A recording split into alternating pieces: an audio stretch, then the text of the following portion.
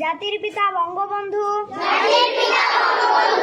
শেখ মুজিবুর রহমানের নেতৃত্বে পাকিস্তানি শাসকদের শাসন ও বঞ্চনার বিরুদ্ধে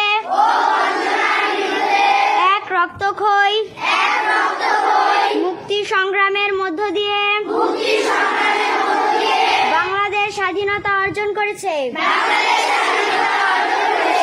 বিশ্বের বুকে বাঙালি জাতি প্রতিষ্ঠা করেছে তার স্বতন্ত্র জাতিসত্তা।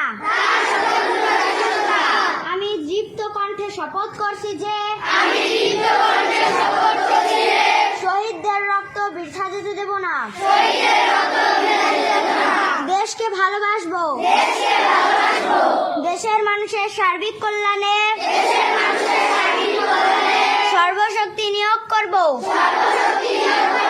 জাতির পিতা বঙ্গবন্ধু